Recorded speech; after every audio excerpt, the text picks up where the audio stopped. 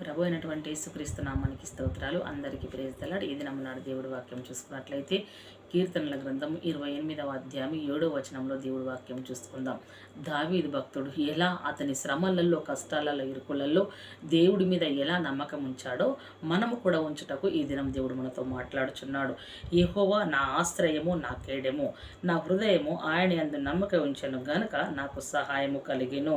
కావున నా హృదయము ప్రహర్షించుచున్నది, కీర్తనలతో నేను ఆయనను స్తుతించుచున్నాను. హల్లెలూయా. దావీదు గారు అంటున్నారు ఇక్కడ.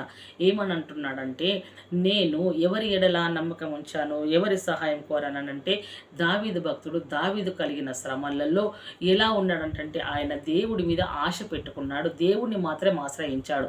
ఆయన కష్టాలలో, నష్టాలలో దావీదు గారు ఎలా ఉన్నాడనంటే నమ్మకం పెట్టుకున్నది మనుషుల మీద కాదు, రాజుల మీద కాదు, అధికారుల మీద కాదు, ధనికుల మీద కాదు, బలవంతుల మీద కాదు, కానీ సర్వశక్తి గల దేవుడి మీద, భూమిని ఆకాశమును తన నోటి ద్వారా చేసిన దేవుణ్ణి, మానవుని తన చేతులతో నిర్మించి తన జీవాయు ఊదిన సర్వ సృష్టికర్తను ఆయన ఆధారం చేసుకొని ఉన్నాడు. ఆయనను ఆశ్రయించి ఉన్నాడు. ఆయన ఇబ్బందులలో, కష్టాలన్నిట్లలో ఒక జీవం కలిగిన దేవుణ్ణి, సర్వశక్తి గల దేవుణ్ణి ఎవరు ఆశ్రయించారంటే దావీదు భక్తుడు ఆశ్రయించాడు. దేవుడు యెహోవాయే నా ఆశ్రయము, నా కేడెము ఆయన ఉన్నాడు. నా హృదయము ఆయన యందు నమ్మిక ఉంచి ఉన్నది. ఏ మనుషుడు ఎడల, ఏ అధికారి ఎడల నా హృదయం నమ్మకం ఉంచలేదు. కాబట్టి నన్ను నిర్మించి నాకు సహాయపడుతున్న నా దేవుణ్ణి యందు నా హృదయము నమ్మిక ఉంచేది. కాబట్టి నాకు నా దేవుని నేను ఆశ్రయించడం వల్ల, నా దేవుడు యందు నమ్మకం ఉంచడం వల్ల ఆయన నాకు కేడెముగా ఉండి నాకు సహాయము చేయుచున్నాడు. నేను మనుషుల మీద ఆధారపడ్డట్లయితే, ధనవంతులను, ధనికులను, బలవంతులను, అధికారులను చూసినట్లయితే నాకు సహాయం వచ్చేది కాదు, నన్ను విడుదల కలిగించేది కాదు. కానీ నేను ఆశ్రయించింది ఒక సర్వ సృష్టికర్త మీద. నేను నరుని ఎడల ఆశ్రయం కలగలేదు, కానీ నాకు దేవునితోని ఆశ్రయం కలిగింది. ఆ దేవుడు నాకు ఎలా ఉన్నాడంటే కేడెముగా ఉన్నాడు. కేడెముగా ఉన్న నా దేవుడు నాకు సహాయపడ్డాడు, ప్రతి విషయంలో నాకు సహాయం చేశాడు దేవుడు అంటున్నాడు. మరి ఒక్కసారి మనం జ్ఞాపకం చేసుకుందాం. మనము కలిగిన ఇబ్బందులు, ఇరుకులలో, పరిస్థితుల మధ్యలో, వ్యతిరేకత అన్నిటి మధ్యలో ఎవరి దగ్గరికి వెళ్తున్నావు? నీ కాళ్ళు మోక్తా నాకు సహాయం చేయని నీవు ఏడిస్తే ఎవ్వరు వినరు, నువ్వు బ్రతిమలాడితే ఎవ్వరు వినరు. నీవు ఎంత ముచ్చట చెప్పుకొని, ఎంత కష్టం చెప్పుకుంటే నీవు ప్రజలకు అంత లోకువైతావు, నీకు అంత పరువు తక్కువైతుంది, నిన్నంత నీచంగా చూస్తారు. నీ కుటుంబ స్థితిగతిని ఎరిగిన వారు ఈ రోజు నీకు ఇచ్చిన విలువ రేపియ్యరు. వారు చూపులోనే నీ విషయంలో తేడా కలుగుతుంది. కాబట్టి జాగ్రత్త. ఒకటి గమనించు, దేవుడి సన్నిధిలో ఉన్న నీవు, దేవుడిని ఆశ్రయించు, దేవుడి సన్నిధిలో ఉన్న నీవు, నిన్ను పిలిచిన దేవుడి యందు నమ్మకం ఉంచు, దేవుడి సన్నిధిలో ఉన్న నీవు నీ హృదయం ఆయనకు అప్పజెప్పు. అప్పుడు సర్వశక్తి గల దేవుడు నీ గుట్టు బయటకు రాకుండా నిన్ను క్షమించి, నిన్ను ప్రతి విషయంలో నీకున్న ఇబ్బందులు, ఇరుకులు బయటకు రాకుండా నిన్ను మన్నించి నిన్ను ఆశీర్వదిస్తాడు. ఏమి కోల్పోయావో, ఎందులో నలిగిపోతున్నావో అందులోని దేవుడి సన్నిధిలో నమ్మకం కలిగి మొర్రపెట్టు. ఆ నమ్మకము దేవుడి యందు ఉంచితే ఆయన సహాయం చేస్తాడు. మనకు సహాయం చేసినప్పుడు మన హృదయం హర్షిస్తుంది, ఎంతగానో ఆనందపడతాం, ఎంతగానో మనము ఉత్సాహపడినట్లుగా చూసుకుంటున్నాం. అదేవిధంగా మనం ఇక్కడ దేవుడి వాక్యం చూసుకున్నట్లయితే అదే చూసుకుందాం. ఇక్కడ అంటాడు భక్తుడు, ఏమని అంటాడనంటే, నీ యెహోవా నీవే నాకు కేడెముగాను, నీవే నాకు అతిశయాస్పదముగాను, నా తల ఎత్తువాడవుగాను ఉన్నావు. హల్లెలూయా. తన ఇబ్బందులలో తన మొర్రపెట్టి తన నమ్మకం ఉంచాడు. కాబట్టి ఎలా దొరికింది దావీదుకు సహాయం అంటే కేడెముగా దేవుడు దొరికి ఉన్నాడు. మొట్టమొదటిగా చూసుకున్నట్లయితే నీవే నాకు కేడెముగా దొరికి ఉన్నావు అంటాడు. ఇంకోటి అంటాడు, నీవు నాకు అతిశయాస్పదము, నా దేవుడు నాకున్నాడు, ఏమి జరిగినా ఆయన చూసుకుంటాడు, నా దేవుడు మాత్రమే చేయగలడు, నా దేవుడే నాకున్నాడు, నా దేవుడు నాకుండగా నాకు అడ్డేది అని అంత అతిశయపడ్డాడు. ఆయన అంత ధైర్యం కలిగి అతిశయపడ్డాడు అంటున్నాడు. నా తల ఎత్తువాడవు నీవే. ఈ రోజు నా నిందల చేత, అవమానాల చేత, కష్ట నష్టాలలో నా తల దించబడి ఉందేమో, అయినను సరే రేపు నా తలను ఎత్తువాడు నా దేవుడే, నా దేవుడు యందు నేను అతిశయపడతానన్నాడు. ఎప్పుడు? ఆయన ఇబ్బందులలో, ఇరుకులలో దావీదు గారు మొర్ర పెట్టినప్పుడు ఆ మాట పలకనై ఉంటున్నాడు. అదేవిధంగా చూసుకున్నట్లయితే ఇక్కడ దేవుడు వాక్యం చూసుకుందాం. మనం ఇక్కడ అంటాడు, యెహోవా నీతిమంతులను ఆశీర్వదించువాడవు నీవే, కేడెముతో కప్పినట్లు నీవు వారిని దయతో కప్పెదవు. హల్లెలూయా. ఎవరిని ఆశీర్వదిస్తాడంట? దేవుడు నీతిమంతులను ఆశీర్వదిస్తాడంట.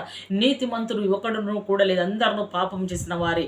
కాబట్టి నీతిని అని ఒక చోట రాయబడింది, ఇంకొక చోట నీతి ఎలానట మరణం నుండి తప్పిస్తుంది అంటుంది. అంటే దేవుని అనుసరిస్తున్నాం మనము కదా. కాబట్టి ఆ విషయంలో మనల్ని క్రీస్తు రక్తంలో కడిగి పవిత్రపరిచాడు. కాబట్టి మనల్ని నీతిమంతుల లెక్కలోకి దేవుడు చేర్చాడు. కాబట్టి మనం ఎవరేమై ఉంటున్నాం? నీతిమంతులం. నీతిమంతులమైన మనం ఆశీర్వాదానికి వారసులం అవుతున్నాం. ఆశీర్వాదానికి వారసులవుటకే దేవుడు పిలిచాడు. భయపడకు. పేదరికాన్ని చూసి భయపడుతున్నావా? కరువును చూసి భయపడుతున్నావా? అప్పును చూసి భయపడుతున్నావా? నీ అప్పులన్నీ తొలగించుటకే దేవుడు నీ ముందు నిలిచున్నాడు. నీలో నీతత్వం దేవుడు చూడాలనుకుంటున్నాడు. ఆ నీతి దేవుడు కనబడితే దేవుడు నిన్ను ఆశీర్వదించటకు నీ ముందు నిలిచున్నాడు. దేవుడు నిన్ను దీవించటకు నీ ముందు నిలిచున్నాడు. ఆయన హస్తం ఎప్పుడు కూర్చోగలేదు కాబట్టి అంటాడు, ఆయన నీతిమంతులను ఆశీర్వదించును. అంటే ఆయన రక్తంతో కడగబడ్డావా? నువ్వు నీతిమంతుడివి. ఆయన రక్తంతో శుద్ధీకరించబడ్డావా? నువ్వు నీతిమంతురాలివి. కాబట్టి నువ్వెవరవు? ఆశీర్వాదానికి వారసులవు, ఆశీర్వాదానికి కారకులం.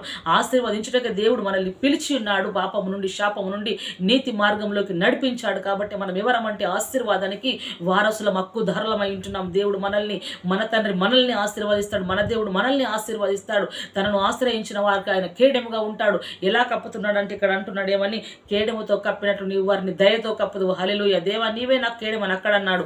ఇక్కడ అంటున్నాడు కేడెముతో. ఎలా కేడెము కప్పబడుతుందో అలా నీవు నీతిమంతులను ఆశీర్వదించడానికి నీ దయతో కప్పి ఉన్నావు. నీవు నీ దయ వారి మీద ఉంది. దేవుడి దయ మన మీద కనుక దిగి వస్తే మనకు ఉన్న ప్రతి ఒక్క ఇబ్బంది, ఇరుకులన్నీ, ప్రతి ఒక్క ఆటంకములను దేవుడు తొలగించి వేసి ఆ దయ మన మీద నిలుస్తుంది. దయ కలిగితే మనం ఎన్నో పొందుకుంటాం. దయ కలిగితే పరలోకపు ఈవిని, దయ కలిగితే భూమి మీద ఉన్న ప్రతి ఒక్క ఈవిని మనం పొందుకొనకుటకు దేవుడు కృప చూపనై ఉంటాడు. అక్కడ అంటాడు, కావున నీ నామమును ప్రేమించువారు నిన్ను గూర్చి ఉల్లసింతురు. ఎవరు?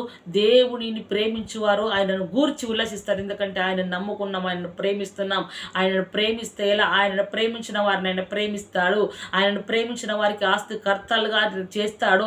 ఆయనను ప్రేమించిన వారి నిధులను నింపుతాడు.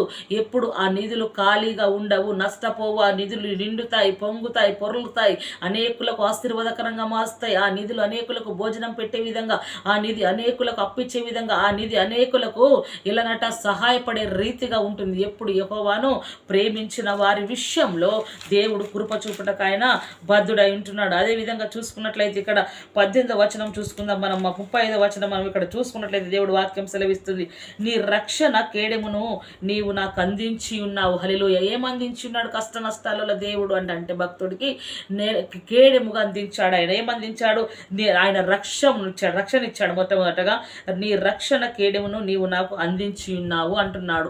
మరి మనకు కూడా దేవుడు తన రక్షణను, తన కేడెమును అందిస్తాడు. ఎప్పుడు మనము కూడా తన యందు భయభక్తులు కలిగి, నమ్మకము కలిగి మొర్ర పెట్టినప్పుడు, ఆయన యందు దృష్టి నిలిపినప్పుడు ఆయన కూడా మనకు కూడా ఆయన సహాయము చేస్తాడు అంటున్నాడు. ఇక్కడ నీ కుడి చెయ్యి నన్ను ఆదుకొనెను, నీ సాత్వికము నన్ను గొప్ప చేసెను. హల్లెలూయా. ఏమంటున్నాడు? తన కుడి చెయ్యి నిన్ను ఆదుకుని అంటున్నాడు. తన కుడి చేతి మనల్ని కూడా ఆదుకుంటాడు. ఎందుకో తెలుసా? తన కుడి చేతిలో నిత్య సుఖములు కలవు.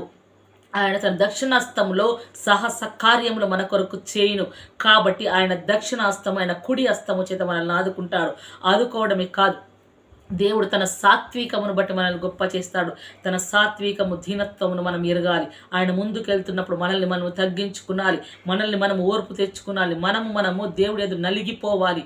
ఎలా అనంటే కుమిలిపోతాం చూడు, ఆ విధంగా నీవు తప్ప ఎవరు లేరయ్యా అన్నప్పుడు ఆయన దయతో కప్పుతాడు, కేడెముతో కప్పుతాడు, ఆశీర్వాదాలతో కప్పుతాడు, కేడెముగా ఉంటాడు, నిధులను రింపుతాడు, రక్షణ కేడెం అందిస్తాడు, కుడి హస్తంతో ఆదుకుంటాడు, సాత్వికముతో ఆయన మనల్ని గొప్ప చేస్తాడు. ఆయన మనల్ని గొప్ప చేయుటకే మన ముందున్నాడు, గొప్ప చేయుటకే మనల్ని పిలిచాడు. మనము తక్కువ వారము కాదు, మనం విలువైన వారము, మనం వెలపెట్టి కొడబడిన వారము, మనము రక్షణ కేడెం కింద ఉన్నాము, మనము శ్రేష్ఠులం, మనం బలవంతులము, మనము ఒక సైన్యమై ఉంటున్నాం, ఒక సమూహమై ఉంటున్నాం. ఎందుకు భయపడకూడదు. భయం అనేది మన దరిదాపులకు మనం ఎప్పుడు కూడా ఎన్నడూ కూడా దానిని రానివ్వకూడదు. ఇక్కడ దేవుడు వాక్యం చూసుకున్నట్లయితే, అదే విధంగా చూసుకున్నట్లయితే, నా దాగుచోటు నీవే, నా శ్రమలలో నుండి నీవు నన్ను రక్షించెదవు.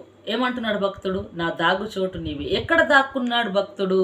దేవుని రెక్కల కింద దాక్కున్నాడు, దేవుడి సన్నిధిలో దాక్కున్నాడు, దేవుని మహిమ చాటుకు దాక్కున్నాడు, దేవుని కృపచాటుకు దాక్కున్నాడు. ఎందుకు? ఆయనకు కలిగిన శ్రమలలో. మరి మనకు కలిగిన శ్రమలలో ఎక్కడ దాక్కుంటున్నాం? ఎవరి చాటున ఉంటున్నాం? ఏ అధికారి చాటున ఉండి తప్పించుకుంటున్నాం? కాబట్టి మనం అటువంటి మర్చిపోయి, మన దేవుడు ఉన్నాడు, మన అధికారి ఉన్నాడు, కాబట్టి ఆయన రెక్కల కిందికి రావాలి. వచ్చి నా దాగు చోటువు నీవే ప్రవ్వా, నా రక్షణ కేడము నీవే, నా శృంగము నీవే, నా శ్రమలో నన్ను నీవు ఎలానట రక్షించెదవు, విమోచన గానములతో నీవు నన్ను ఆవరించెదవు. ఏందట విమోచిస్తాడు, ఆ విమోచన గానముల చేత ఆయన రక్షిస్తానంటున్నాడు. అంటాడు భక్తిహీనులకు అనేక వేదనలు కలుగుచున్నవి, యెహోవా యందు నమ్మిక ఉంచు వారిని కృప ఆవరించుచున్నది. ఎవరికి అనేక వేదనలు కలుగుతున్నాయి? భక్తిహీనులకు. అంటే మనకు వేదనలు కలుగుతున్నాయి, మన భక్తిహీనులం అంటే అనడానికి వీల్లేదు. కాబట్టి భక్తిహీనులు అంటే వేరు, భక్తి కలిగిన వారు వేరు. కాబట్టి ఇక్కడ అంటున్నాడు యెహోవా యందు నమ్మిక ఉంచిన వారిని కృప ఆవరిస్తుందట. దేవుడికి కావాల్సింది నమ్మకము, విశ్వాసం. ఆయన ఉన్నాడు, ఆయన చేస్తాడు, ఆయన రక్షిస్తాడు, ఆయన విడిపిస్తాడు, ఆయన మమ్మల్ని క్షమించి ఆయన మమ్మల్ని కొట్టినను ఆయన బాగు చేస్తాడని ఒక నమ్మకము కావాలి. అంతటి నమ్మకము దేవుడు అందించుకుంటే ఆయన కృప ఆవరిస్తుంది. ఆ కృప జీవము కంటే ఉత్తమమైనది, ఉన్నతమైన కృప, అత్యున్నతమైన కృప, జీవము కంటే శ్రేష్టమైన కృప మనకు దేవుడు అందించుటకు కృప చూపనై ఉంటున్నాడు. అదేవిధంగా ఇక్కడ దేవుని వాక్యం చూసుకున్నట్లయితే ఇంకొక వచనం చూసుకుందాం. దేవుడి సన్నిధిలో ఇక్కడ అంటాడు మనము యెహోవా పరిశుద్ధ నామమందు నమ్మిక ఉంచి ఉన్న మహిళలు ఎక్కడనట మనం యెహోవా నామమందు, ముఖ్యంగా యెహోవా పరిశుద్ధ నామమందు మనం నమ్మిక ఉంచున్నాం. అంటే ఆయన నామం ఎటువంటిది? అతి పరిశుద్ధమైనది. ఆ పరిశుద్ధమైన నామమందు నమ్మక ఉంచితే ఆయన నామముల, నా నామమున మీరు నన్ను ఏమి అడుగుతుంది? తండ్రి కుమారుని యందు మహిమపరచుటకు నేను అనుగ్రహిస్తాను, తండ్రి యందు కుమారుని యందు తండ్రి అని నేను అనుగ్రహిస్తారని చెప్తున్నాడు త్రియేక దేవుడు. అలా చెప్పంటున్నాడు పరిశుద్ధ నామమున. మనం అడుగుతాం యేసు నామములో ఏది అడుగుతుంది? దేవుడు అన్నాడు కదా, నా నామమున మీరు నన్ను ఏమని అడగండి అని అంటున్నాడు. ఆయన నామమున భూలోకంలో ఏ చీకటి బంధిస్తే పరలోకంలో అది బంధించబడుతుంది. ఆయన నామమున భూలోకంలో ఏది విప్పబడితే పరలోకంలో అది విప్పబడుతుంది. ఆయన నామమున స్వస్థత జరుగుతాయి, ఆయన నామమున చనిపోయిన వారు లేస్తారు, ఆయన నామమున గర్భాలు తెరవబడతాయి, ఆయన నామమున అప్పులు తీర్చబడతాయి, ఆయన నామముల క్రమశిక్షణ వస్తుంది, ఆయన నామముల బుద్ధి జ్ఞానం వస్తుంది, ఆయన నామముల సర్వ సంపదలు బుద్ధి జ్ఞానములన్నీ గుప్తంలో ఉన్నాయి. కాబట్టి ఆయన చేతి ద్వారా, ఆయన నామంలో దేవుడు మనకు సమస్తం చేయటకు ఆయన సమర్థుడు అయి ఉంటున్నాడు. కాబట్టి ఇక్కడ అంటాడు దేవుడు అంటాడు ఏమని? ఆయనను బట్టి మన హృదయం సంతోషించుచున్నది. ఎవరిని బట్టి? దేవాతి దేవుణ్ణి బట్టి మన హృదయం ఏమవుతుందనంటే సంతోషిస్తుంది అని దేవుడు వాక్యం సెలవిస్తుంది. కాబట్టి మనం చూసుకున్నట్లయితే ఇక్కడ దేవుడు ఎలా ఎన్నుకుంటున్నాడంటే, దేవుడు ఎన్నుకున్న వారిపైకి మనం ఒకటి చూసుకున్నట్లయితే దేవుడు ఎవరినైతే ఎన్నుకుంటాడో వారిపైకి ఆయన అనుమతించినవి మాత్రమే మన పైనకు వస్తాయి. అంటే ఎవరికి అయితే దేవుడి యందు నమ్మకం ఉంచుతారో, విశ్వాసం ఉంచుతారో వారికి కొంతకాలం పరీక్ష జరుగుతున్నప్పుడు ఆ పరీక్షలలో ఏమి అంటే ఆయన ఏదైతే అనుమతించాడో అనుమతించినవి అనుమతించినవి మాత్రమే ఆ దేవుడు ఏర్పరచుకున్న వారి మీదకి వస్తాయి, దేవుడు పిలుచుకున్న వారి మీదకి వస్తాయి, దేవుడు అనుకుంటున్న వారి మీదకి వస్తాయి. ఏ వస్తున్నాయి అంటే దేవుడు అనుమతించినవి మాత్రమే వస్తాయి. ఎందుకు వస్తాయంటే ఆయన కేడెంతో కప్పాలనుకుంటున్నాడు, దయతో ఉంచాలనుకుంటున్నాడు, ఆయన కేడెంగా ఉండాలనుకుంటున్నాడు, ఆయనని ఆశ్రయంగా ఉండాలనుకుంటున్నాడు, ఆయన మహత్కార్యములు సూచక క్రియలు ఆ శ్రమలలో ఆయన చూపించాలనుకుంటున్నాడు ఎవరికి? ఆయన కోరుకున్న వారికి. కాబట్టి ఇక్కడ అంటాడు ఏమని? బయట నుంచి మరేవి బయట నుంచి వారి మీదకి రావడానికి అసలే వీల్లేదు. కాబట్టి వారి విషయంలో తన సంకల్పం ఎలా ఉంటుందో తెలుసా? అలా బాధపడుతున్నప్పుడు, దేవుడు పిలుచుకున్నప్పుడు, వారిని ఒంటరి చేస్తున్నప్పుడు, దేవుడు ప్రతికీడు వారి మీదకి రప్పిస్తున్నప్పుడు ఆయన సంకల్పము చాలా గొప్పదై ఉంటుంది. కానీ వాటన్నిటి నుంచి, దుర్మార్గుల నుంచి ఆయనే వారికి ఆశ్రయంగా ఉంటాడు, ఆయన వారికి నమ్మకంగా ఉంటాడు, ఆయన వారి హృదయాలను ఎంతో సంతోషకరంగా మారుస్తాడు. కాబట్టి దేవుడి సన్నిధిలో మనం ఏదైతే ముర్ర పెడతామో, దేవుడి సన్నిధిలో మనం ఏదైతే అడుగుతామో అప్పుడు దేవుడు మనల్ని చూస్తాడు, చూసినప్పుడు దయచేస్తాడు కదా. కాబట్టి మరి మనం ఒక్కసారి జ్ఞాపకం చేసుకుందాం, మనకు కలుగుతున్న ఇరుకు, ఇబ్బంది, శ్రమలలో దేవుడి అనుమతించినవి మన మీదకి వస్తున్నాయా? దేవుడు అనుమతించని వస్తున్నాయా? అనుమతించేవి వస్తున్నాయంటే మనం ఆశీర్వాదాలకు దగ్గరగా ఉన్నాం. అనుమతించినవి మన మీదికి వస్తున్నాయంటే మనము దేవుడి కేడం కింద ఉన్నాం. అనుమతించినవి మన మీదికి వస్తున్నాయంటే మనము దేవుడి కృప కిందికి వచ్చాం. అనుమతించినవి మన దగ్గరికి వచ్చాయంటే దయ కింద ఉన్నాం. అనుమతించిన మన దగ్గరికి ఉంచామంటే క్రీస్తులు నమ్మకముగా ఉన్నాం. అనుమతించిన మన దగ్గరకు వచ్చాయంటే రేపు దేవుడు మనకిచ్చే ఆశీర్వాదాలను అనేక ప్రజలు చూసి ఆశ్చర్యపడేటి అలాంటి సంకల్పంలో మనం ఉన్నామని మనం అర్థం. కానీ దేవుడు మనల్ని విడిచిపెట్టాడు, మనల్ని దేవుడు మర్చిపోయాడు అనడానికి ఇక్కడ ఏ మాత్రము చోటు లేదు. ఎందుకు లేదంటే దేవుడు పిలిచిన వారిని, ఏర్పరచుకున్న వారి మీదికి మాత్రమే ఇంతగా శ్రమలు వస్తాయి. దావీదు గారి మీదికి అందుకే శ్రమలు వచ్చాయి.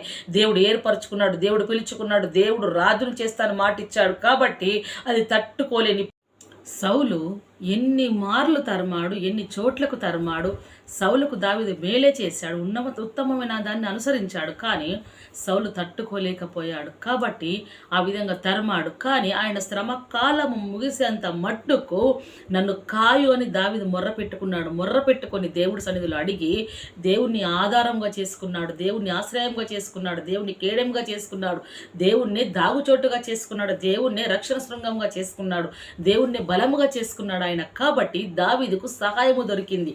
దావీదు ఆ రీతిగా విడిపింపబడ్డాడు. దేవుడి సంకల్పం చొప్పున పిలువబడినప్పుడు ప్రతిదీ ఆయనకు నెరవేర్చుటకు ఎలా దొరికింది అని అంటే దేవుడి సంకల్పం చొప్పున ఆయన పిలువబడ్డాడు. కాబట్టి ఆ విషయంలో దేవుడు అనుమతించిన తొలగించే వరకు, వాటిని అవి అధిగమించే వరకు దావీదును దేవుడు కాచాడు. చివరికి ఆయన సంకల్పము చొప్పున ఆయన రాజును చేశాడు. ఇదంతయు దేవుడు ఏర్పరచుకున్నాడు. కాబట్టి దేవుడు కోరుకున్న వ్యక్తికే జరిగింది, దేవుడు నిలబెట్టుకోవాలన్న వ్యక్తిగా జరిగింది, దేవుడు సింహాసనాన్ని ఎక్కించాలన్న వ్యక్తికే ఇవి అన్ని అనుమతించబడ్డాయి.